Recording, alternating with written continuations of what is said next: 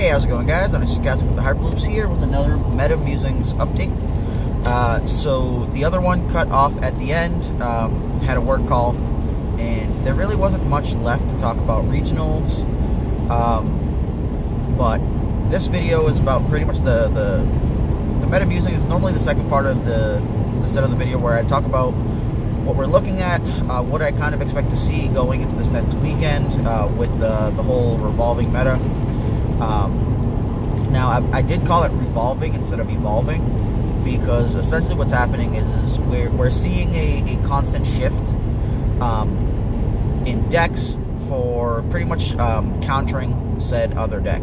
So the expectation was that due to the win-win in second place for vehicles in the prior week, we were going to see an increase in mill and decks that could combat vehicles, or pretty much rainbow vehicles, but it's actually Ayla vehicles, because there's another vehicle deck who we don't know if it'll become popularized yet, but I'm gonna call it the Kylo Rig Spot Gloss Emporium.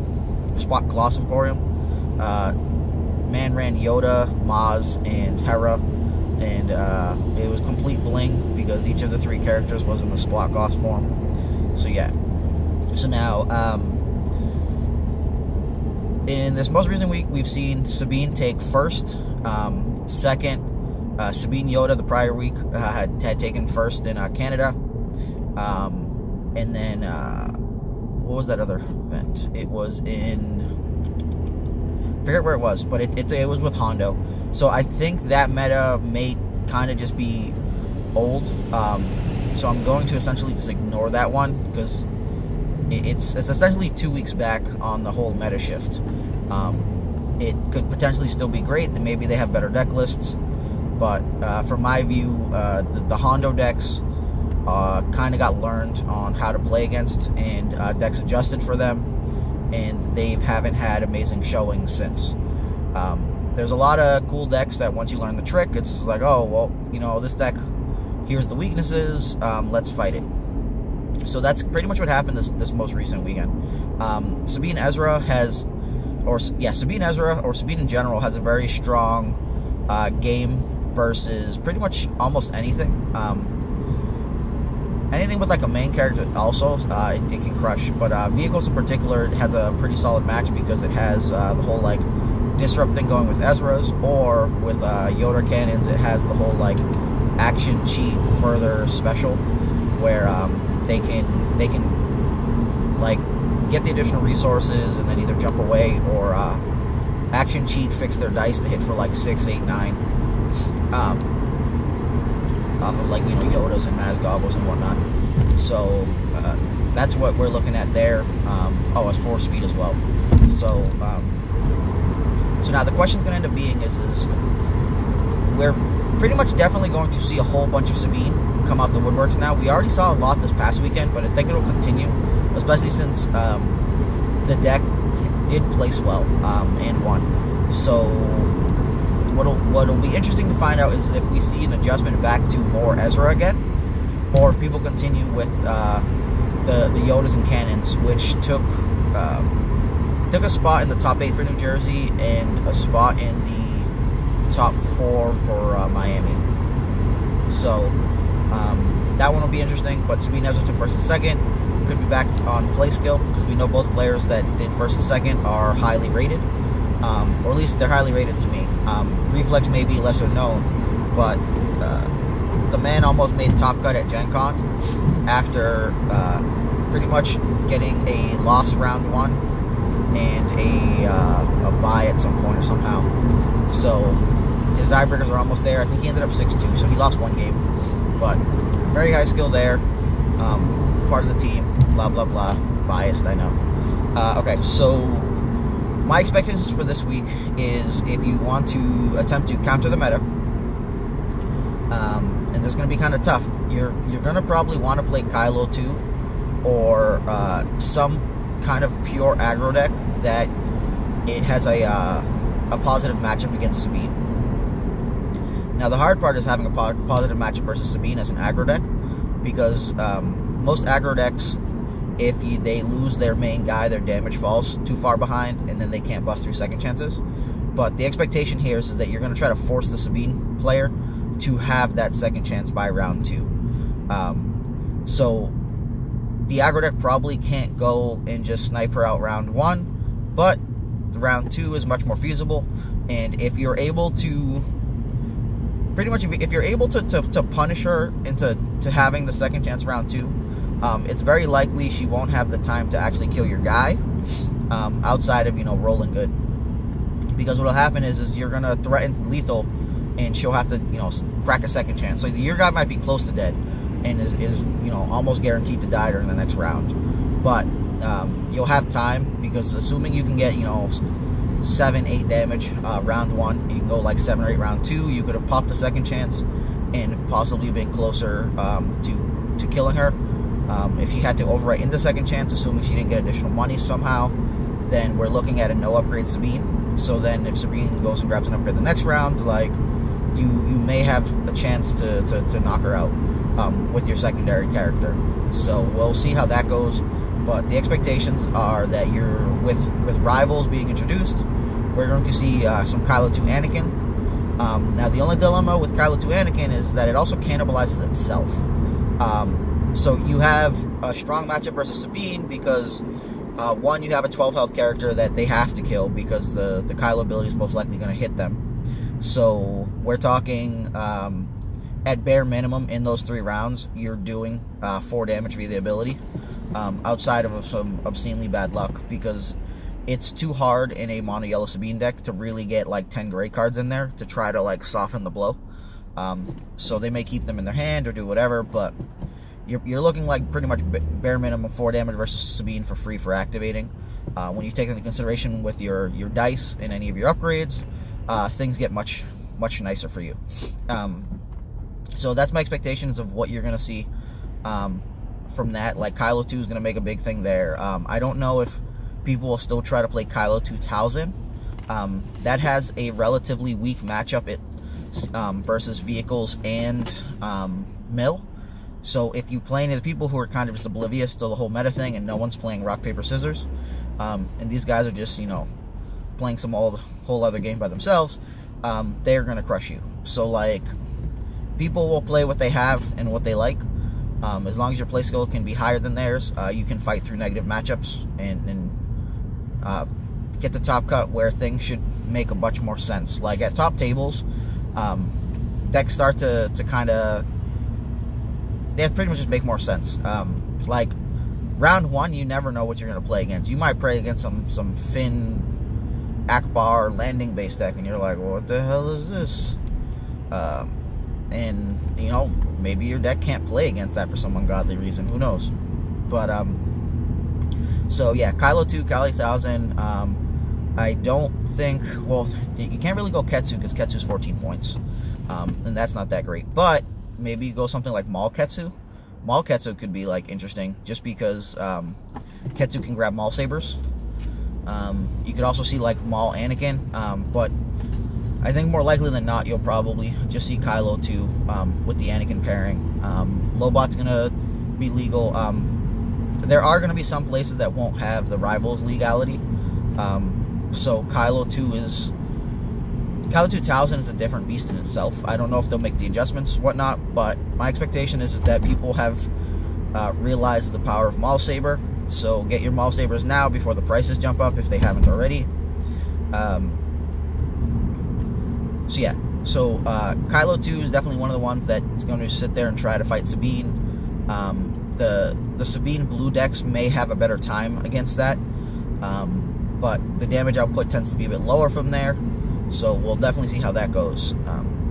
Now, another big one we're going to end up probably seeing is some form of Boba, whether it be Boba 7th or Boba Phasma. Boba Phasma has a much higher damage output in round 1 than Boba 7th, but it's kind of one of those things where Boba 7th has that throne room, and if people are still playing like Poe Hondo, that can be a really weird match, because you're both playing on throne room, and whoever gets to win the die roll is going to pretty much get shields, and you're both playing on some scary ass battlefield. So I think Boba Phasma is probably in a good place. I have not played it myself, but my friend plays it a ton, and it's pretty scary just because the odds of hitting 6+ damage there is real high. Like, assuming you even get a single mitigation, just because Boba's dice are pretty much sitting on a 2/2 side, because if any of your dice hit 2 and Boba's the special, he could do that. And if any of your dice end up showing something while he's resolving, he could just claim, flip, and do it. If he claim flipped with Phasma after you've taken 6, now you're looking at 9. And the numbers kind of just get scarier going to the next round. And then they have their own set of action cheats via Tactical Mastery and Quick Draw. Because red, yellow or actually just pretty much yellow, has access to a bunch of the ambush weapons between a Hidden Blaster, Holdouts, X8s, LL30. So that's 8 right there. So quick draw with that, bam, roll out, got an action. You can definitely go and kill Sabine if you've somehow stolen the battlefield from her, or if she like activates Ezra first instead of dropping down like a second chance or something to try to be safe, or if she whiffs. But so I definitely expect to see that there. Boba 7th saw some play at the Miami Regional. I'm not going to sit there talking about the deck, but definitely some adjustments could be made to straighten it out a bit, to try to just make it more efficient and better.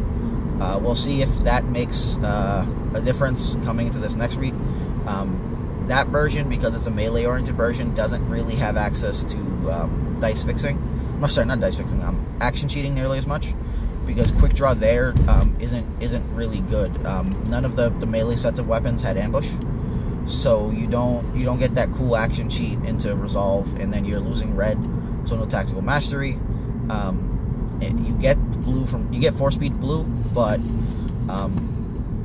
when it comes to blue melee, a lot of the better upgrades are blue only. So then it's kind of like 7th is the big target.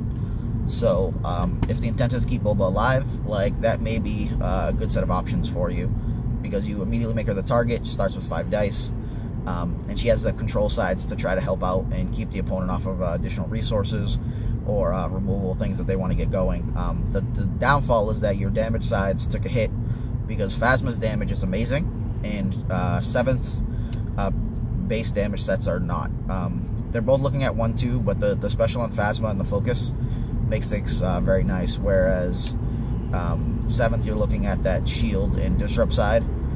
The additional ID9 die comes into very good play with He Doesn't Like You, and then it has its own 1 damage focus, so it's not bad per se. It's just it's not the same. You go down in speed as well, because you can't, like, regardless of action cheating, you can't just like upgrade activate like you could with the other deck and put pressure on immediately. So we'll see if some changes get made to that, but I really do like anything with the Maul Saber right now that could really use it. So we've got that going. I don't know, Rivals is going to give Bespin Wingguard or B-Spin Wingguard, I don't know which way it's said, to Hero Mill as a way to deal with the opponent's hands. It's very, very expensive though, because it costs 1 to play, and then every time you want to take a card from their hand, a la Vader, it's going to cost you a resource. So we'll see if they can sit there and afford that. I've seen people make some adjustments and go kind of a more poor route, which is odd, trying to cast Beastman Wingguard, and I don't know if that's the right play, but you could potentially see Hero Mill still around, with Bespin giving it another way to close out, as opposed to just C-3PO for discard, and the occasional discard side that they have, they're packing. Rainbow Vehicles, you've seen a lot of the downfall to it this most recent weekend, if you've paid attention to any of this stuff. It can definitely beat speed, but it's not the same as, like, so like when MILF plays against vehicles, it's such a good match for it, whereas when Sabine plays vehicles, or when vehicles play Sabines, that they're not like super ecstatic about the match. They still have to get things going, getting the damage in, like, and because they don't do targeted damage well, it gives Sabine a whole lot of time to find like the second chances and whatnot. So they do get to bash you up for a bit, so your removal really has to do its job, and if it doesn't, that's when you can start having issues. The Hondo decks haven't really been seeing a ton of play. Don't know if it's that people figured it out, or it's still seeing a ton of play, but people kind of figured out how to deal with it. Kill the extra guy, and then just pay off Hondo while you beat them to hell. If you end up trading big guy for big guy, then normally speaking, your other big guy, with whatever's left over, may probably just be able to get through Hondo. But Hondo will be able to afford very large, luxurious things as you feed him the monies. So, I don't know if making that deck choice is good here or not, just because Sabine is a big pain in the ass, and it seemed like that deck was kind of intent on having Battlefield via planetary and potentially defensive positions or Duggins, and you don't get that option versus Sabine. So it's can be a pretty bad matchup for you there. And then if you're playing against Boba Phasmas, you're probably both sitting on Throne Room, and that can also be pretty scary because they can punch through pretty hard. Your Hondo can definitely shoot them a couple times, but if they nab Poe and then just pay off, like, it's like most of your damage is capped right there. But Cunning in the match is pretty amazing at copying Phasma. So, like I said, I don't have testing with that matchup, but the expectation, like I said, and I keep saying like I said and and I'm sorry. Don't hurt me. Don't hate me. I don't know. Anyways, so yeah, Spec Dagger decks, Boba Phasmas, Kylo 2s this weekend. You're going to see some Bro TK. I was just calling it Bro TK because it was blue-red OTK. And I thought it was funnier that way. We're currently working on names still, but it's looking like we're going to be SSOTK. Essentially like it's a shit, because all the motherfuckers going to get on board. But it's not really an easy deck to play. It does some broken stuff, but you'll often hear people complaining about dice rolls and lack of mitigation and losing to whatever, when there's just a million decision tree options, and they picked not the greatest ones to get them where they were at. So that's pretty much it in a nutshell for my expectations of what we'll see. I'm trying to think if there's any other decks that Anakin brings to the table, because Anakin can go both villain or hero. So like, I don't know if I can't really rationalize seeing like Zeb Anakin. You could do something like Cad Anakin, but your pace sides are ridiculous, and they don't match up, so it takes you a while to do stuff, and that might want to be a faster deck. Plus, you kind of want Imp HQ for Cad. You could see Cad Lobot though, and that would be pretty interesting because it would give you a 4-die red pairing for Cad. The special can do some amazing work. Gives you the Guardian to protect Cad. You can see like Lobot Boba would also be kind of funny, just because you can still do Throne Room stuff. You just need those base sides to pump by 2 and punch through. But I don't know if Protect the Boba is better than just having Phasma there. What else did we have for 17-point characters in the old school days? I don't expect to really see something like Qui-Gon Lobot, but the 16-point setups for Ketsu could be very solid. A lot of the old school guys weren't very good, but Finn Ketsu, like, we didn't have an amazing partner for Finn that worked on the gun sides, except for like trying to play Luke. But then like your upgrades are kind of lacking because most blue upgrades were melee based. But Ketsu is definitely an interesting character. We'll see if she gets any pairings. I think most of the old 16-point characters are just too underpowered now by comparison. But if we take a look at some of the different options, who knows? Like, you could see Seven Sister plus Ketsu, because, like I said, redeploy Maul. What's better than a Maul Saber is a redeploy Maul Saber. But Ketsu's only has 9 health, and the the melee is only on one of each side, but that's really similar to Boba. But then you kind of ask, like, all right, well, Boba's special is arguably better than the discard side on Ketsu. Has the 2 extra health. So, like, why not just use all 16 points you're given? Because I guess, like, if you take, I think 4 to 5 is the shield one, you could have like a 10 health Ketsu, but you're probably just putting on 7 Sister anyways. So, like, the differential there is probably not worth it. So we'll kind of see where that comes into play. But I think it'll probably be too soon for any of the rivals things to make huge splashes besides Anakin into probably Kylo. You think what else is there? You could also do like Anakin Qui-Gon, but then you got to play against Kylo's, and that's not pretty. But because like we're getting that infusion of 13 and 14 point characters that pretty much got shot in the face back when like Ankar, FN, Phasma got the nerf. So like the villain combo setup seemed like they could potentially try to make a comeback. I know there was a point where I was looking for like a blue-yellow melee deck, and the only thing that really came out was Boba with 7th, and I was trying to do like a 3-character setup, and you can do a 3-character setup using Anakin, because you have, what, 17 points left, so then you could go something like a Tusken Raider in like a Royal Guard, or like a Servant of the Dark Side, probably still like Tusken Raider if you want the yellow, but that'll give, once again, Maul Saber like that pseudo redeploy action going. But pace sides on your character dice are always tough, but he is a 13-point character rocking pretty much a 2-2-2, so it's really hard to complain about that pace side there. But we'll definitely see. You could probably do something silly like Anakin FN, but at that point, just why not just do like 7th FN?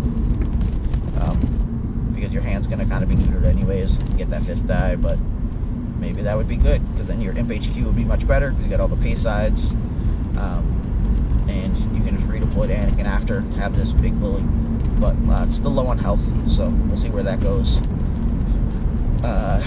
Hidden Motive is going to make some rounds here.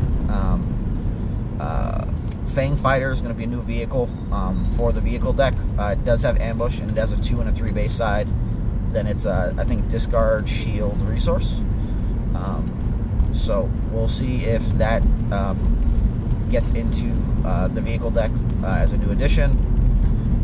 Crafted Lightsaber is a very strong card, but because it has to go on an exhausted character, it makes it much harder to get real good use out of the die. Like, you pretty much have to put a 2-drop down, do whatever, and then overwrite into it before the round ends. And like, that's perfectly fine, but if you find yourself with that weapon and you're actually paying 2 to just put it on an exhausted character, you didn't get to use the die for the round, so like your efficiency metric like goes way back. But it's very hard to complain about a die that's 2 damage, 2 for a resource, plus 3 resource. So you may see FN make a comeback via dropping a 2-drop onto him and then overwriting into a crafted after he's activated and used the other die a second time, because that would be super good. So we'll see how this comes out. I'm trying to think. I don't know if there's any relevance to running Tinker.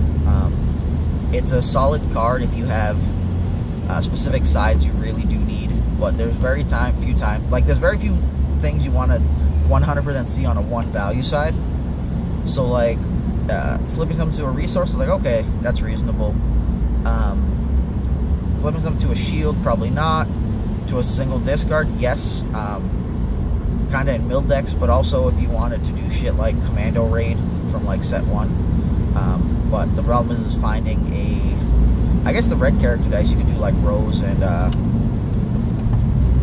Rose would be able to do it as well as C-3PO. You flip to the single discard, then Commando Raid somebody. So we'll see if Rose makes a showing in some sort of mill deck with commando raids. That'd even be really interesting in like the vehicle deck potentially, because Fang Fighter also has that red discard set. And realistically, I'm just trying to talk you into running commando raid because I really want to see someone win with it, but it just doesn't seem likely. What else we got? Hidden Motive. Not even about talking about that. Most of us know about Hidden Motive. Let's see. Red card. We have that one that like changes an upgrade or support die to any side. That's not very good in regular play. It can hit yours or your opponent's, but the cost of one, it's like eh.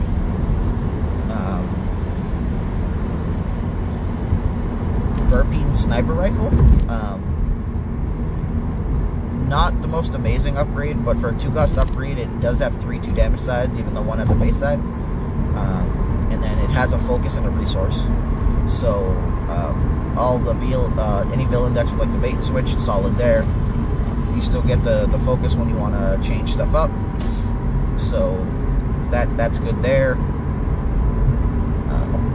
I'm trying to think of any of the gray cards. We've got that new gray melee redeploy, but normally speaking, if you're playing melee, you're probably playing blue.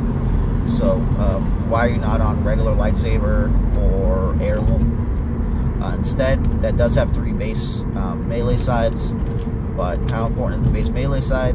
I guess if you're running guard, that's fine, but in like a villain deck, you almost probably don't give it a damn about that. Plus, you can't lightsaber pull it. The other 3-drop, the one for the ranged, is a really interesting one because it's 2+2, and then the special does 2 damage, and you get to reroll the die into the pool.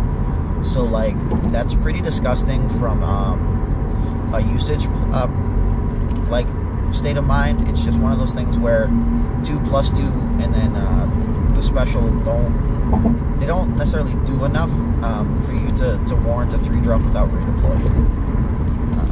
Could you probably do some cool Yoda stuff off of it? Yes. Would you? Unknown. You could potentially see that in like a Poe Hondo, Poe Yoda deck, because the range sides match up with those sides, and the special off of Yoda, you could flip it, grab a resource, use that special, hit somebody, then reroll it in. So it could increase your damage output. But sometimes you kind of just question, why don't you use something like Force Wave?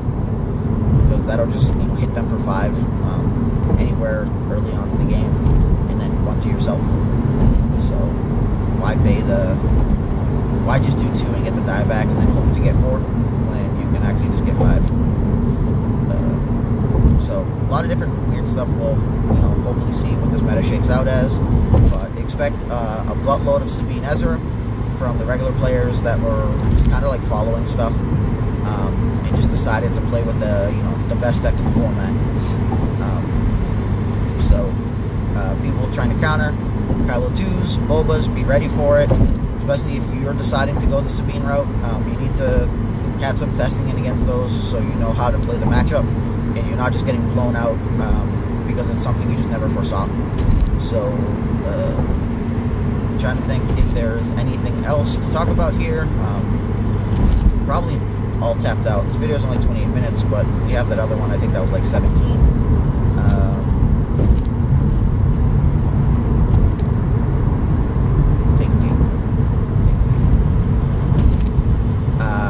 Play really tight, guys. Like, think about your plays, take the extra couple seconds. I'm not saying take 30 extra seconds. Whenever you're doing your dice stuff, announce it properly. If you want to do your damage, and there's even an iota of you deciding that might have been wrong, take the extra couple seconds just to re-verify in your mind, so that you're not getting judge called on you, and then being stuck with the decision that you made, and you're feeling potentially sour that your opponent didn't let you get a take back. This is regional season. You're pretty much going to be expected to play proper, and if you screw up, you're on your own. Make sure you know of your spot cards, or the spot cards that are commonly played in general. One of the worst feelings in the world is to have your opponent easy pickings you, and then realize it 3 rounds later that you had killed their yellow guy already. or their only yellow guy already. And you know what? You can't go back anymore, and it is, you know, you just feel bad because if you lost there, it's awful. And then the same applies if you cast your easy pickings and your yellow guy's dead, and then your opponent's like, oh, okay, and then you're like, oh, remove those dice, and they're like, no, your card has no effect, because spot doesn't stop you from playing the card. It just ends up having no effect.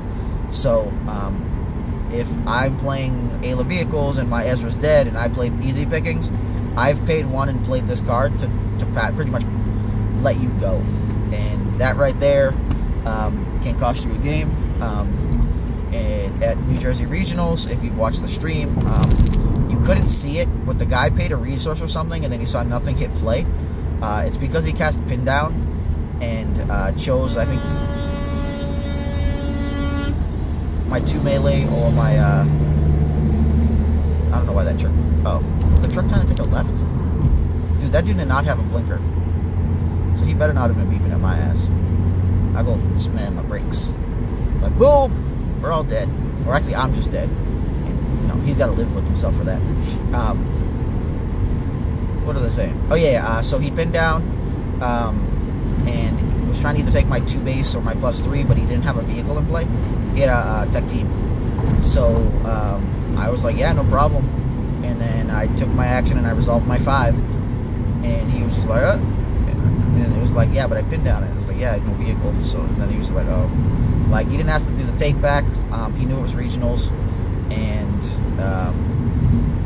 kind of feel bad when something like that happens, but it's the nature of the game. If the opponent didn't activate when they should have activated, and then you like RI screwed them, or you know, something like that, like, it's just how the game goes. He had the option of casting, you know, whatever vehicle as his first action, and then having the one to like cast Pin Down, assuming he had it, or maybe he didn't even have the vehicle, but I think he did. So it happens. The guy will probably remember it for the next time, and hopefully he'll be better for it. But yeah, play tight, guys. You're doing stuff, like, do it very clearly, so there's no question as to if you could or couldn't do something. So like, your character has 4 damage on him. The opponent's resolving 2 damage on him with the different damage slowly. Let's say they have a 2 and a 1. Don't just toss a 3 on your character. They do the 2. All right, I take the 2. I go from 4 to 6. And then see where they do the 1, and then like maybe clean up after if you have put 3 1s on your character. So then you're like, all right, look, this character has 3 1s, so I'm going to switch this to a 3, move them like to the side, 1 2 3, show that they can recheck it. All right, replace it, boom. Do things very deliberately, and try to be very clear about what's going on. Missing activated triggers is really, it's very common. Playing an ambush card with Han, forgetting to trigger, I do that one all the time. Vader activating, making your opponent discard a card, happens frequently. Same thing with Kylo, because what happens is each of those cards is doing its effect after you've rolled the dice into the pool. So technically, when you activate and then call Kylo and see the card before the dice are in, it's inaccurate. I think for the most part with Kylo, it just doesn't matter. But if it was something like I think DL44 and the way it's operating with Sabine, where you lose the die after, you get to kind of see what's going on. Like, maybe you would have DL'd a shield and then realized that somehow they were going to do damage, put you at 1, and then now if you don't have that shield, they've gone and, you know, messed you up, or they've rolled out, hit lethal on one of your characters, and the die you were going to take for DL44 was some other die, instead of on the character that was going to die. And now you lost an additional dice on top for absolutely no reason. So play tight, know the orders for stuff, know how running interference works. It's whatever action you chose. It's not what you did, it's what you chose. So I choose to activate a character or support as my action, and I attempt to activate Sabine. I do my before trigger, I cast an X8, I roll out, then I RI. The RI can only be there on activate a character or support. It cannot be on play a card, because play a card was not the action that you chose. So keep that in mind. If they, let's say, cast an X8 from their hand onto Sabine as part of is their action for turn. That's when they have to tap RI to lock you out of play a card. Then they continue with whatever their Sabine stuff is, because it's a trigger for after the action. So keep that in mind. Trying to think what else happens there with Sabine sometimes. Be wary of passing. So if your opponent does, activate Sabine, whatever RI, you can't roll out, and you wanted to roll out and you pass after they've resolved their dice, they can pass and end the round. You see it infrequently, but like weaker players aren't aware of that. So then you end up passing, they pass, and then you feel terrible because you were able to do the discard to reroll 0. 1 second. Can't wait for this card. You're able to do discard to reroll 0 to continue the round, even if the Sabine player passed. So the last thing you want to do is kind of give them a free hyperspace jump.